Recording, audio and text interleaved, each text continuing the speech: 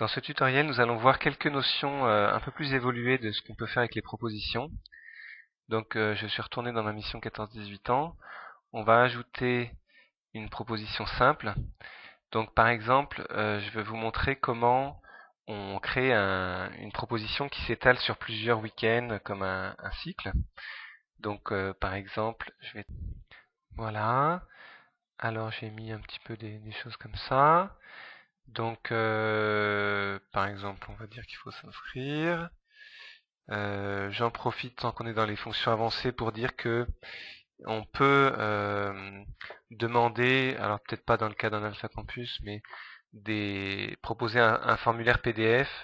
Ça peut s'appliquer sur une autorisation parentale pour des mineurs 14-18, ou ça peut se demander dans un contexte type Siloé pour avoir des informations médicales, des choses qu'on va pas demander en ligne, mais avec un formulaire PDF. Si on met un PDF sur le site et qu'on donne l'URL ici, eh bien à ce moment-là, le formulaire s'adaptera et dans le mail, ce sera écrit qu'il faut remplir et renvoyer le PDF imprimé, rempli, signé. Voilà.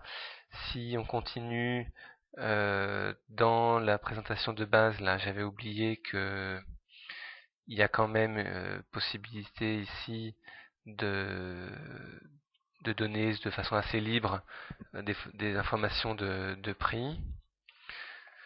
Voilà. C'est plutôt le fait de payer en ligne là qui marche pas.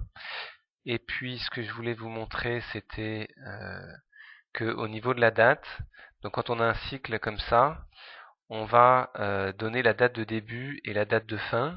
Donc je vais dire par exemple c'est du 19 mai ou plutôt on va dire quelque chose qui commence voilà, du 19 septembre jusqu'au 15 décembre. Et ici, on va donner un petit texte qui est le texte qui apparaîtra dans le calendrier, cette soirée et un week-end, par exemple. Et là, on va mettre les dates de façon assez libre, simplement séparées par des virgules.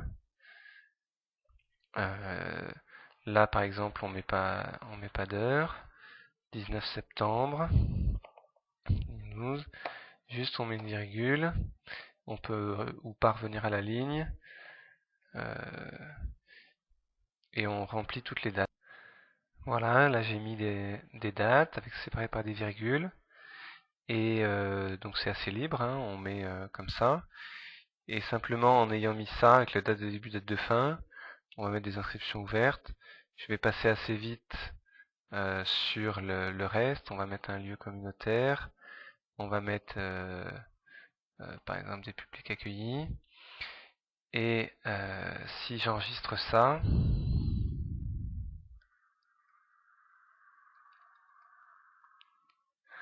voilà.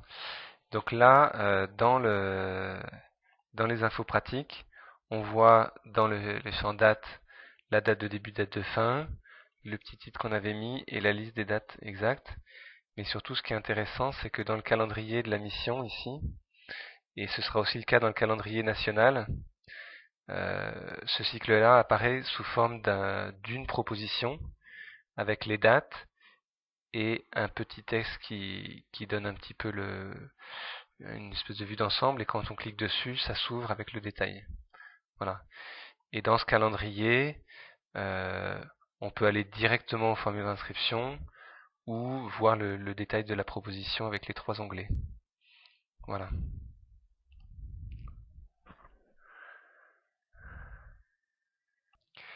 Enfin, la dernière fonctionnalité que je voudrais vous présenter dans ces fonctionnalités un peu plus avancées de proposition, c'est la possibilité de poser des questions complémentaires. Donc là, par exemple, je retourne sur ma proposition de week-end. Et donc, on a ici la possibilité de poser des questions en plus de tout ce qui est standard. Donc, on a parlé évidemment en fonction du public auquel on s'adresse, on va demander des noms, des téléphones, des dates de naissance, des mails. On a des choses standards comme demander des lettres de motivation. Donc, tout ça, ça va être intégré dans les formulaires, dans les mails envoyés. Mais Pour chaque session, on a la possibilité de poser 6 questions aux personnes qui s'inscrivent. Et en cas d'inscription de serviteurs, on a des questions qui sont évidemment pas les mêmes.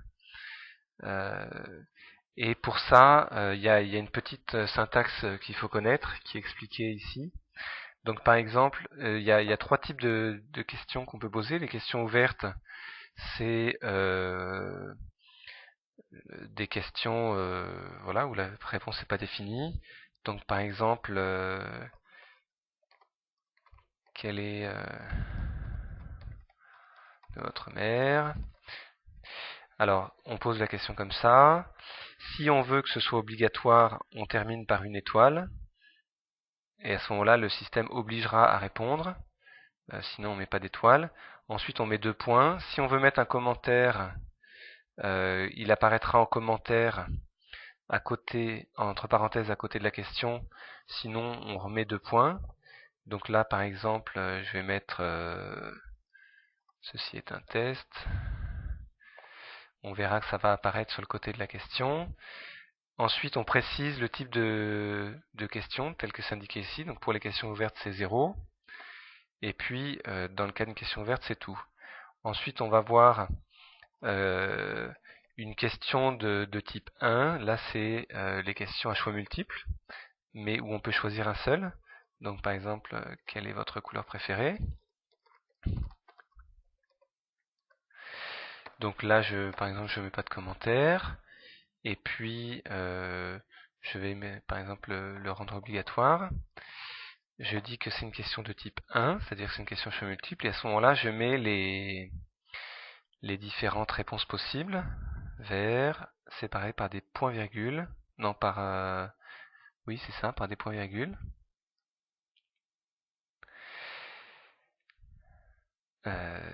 Vert, bleu, rouge. Et si je veux offrir un choix qui appelle un complément, à ce moment-là, je mets dièse 1.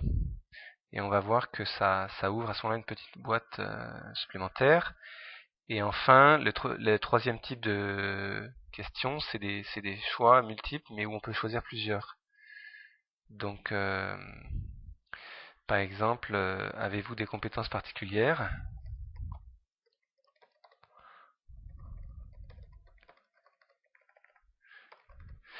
Donc là, on peut mettre un petit commentaire. Vous pouvez.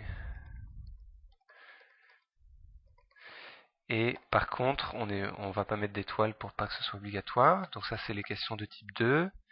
Et on va mettre musique, virgule précisée, et dièse 1 pour dire que on ouvre un champ de commentaires. Cuisine, on ne demande pas de précision.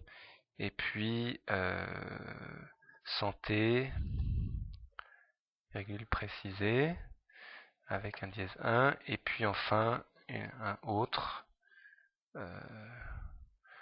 Précisé, autre comme ça, dièse 1. Donc si j'enregistre ça, on va tout de suite voir ce que ça donne dans le formulaire d'inscription.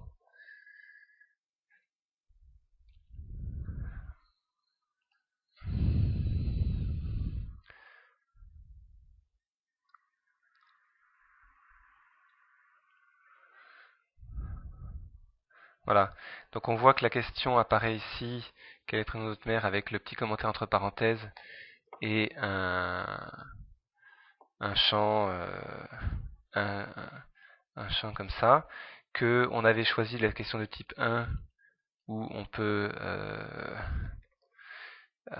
où on avait demandé d'ouvrir un champ commentaire sur les suivants. Et puis voilà, ici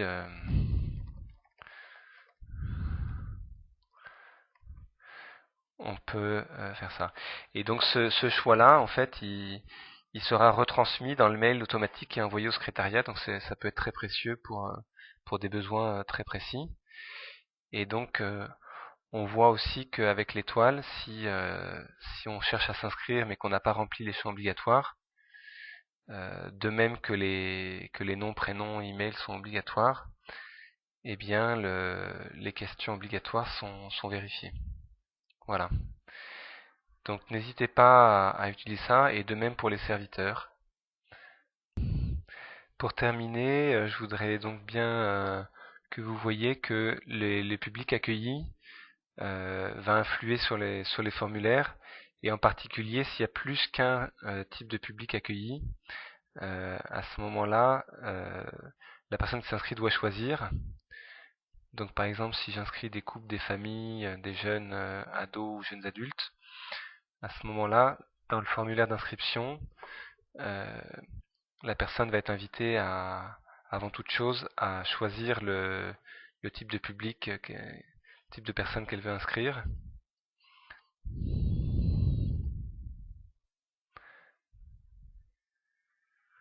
Voilà, avec des petites icônes comme ça qui s'adaptent, et on voit qu'il y a pas de champ nom, prénom tant qu'on n'a pas cliqué là-dessus.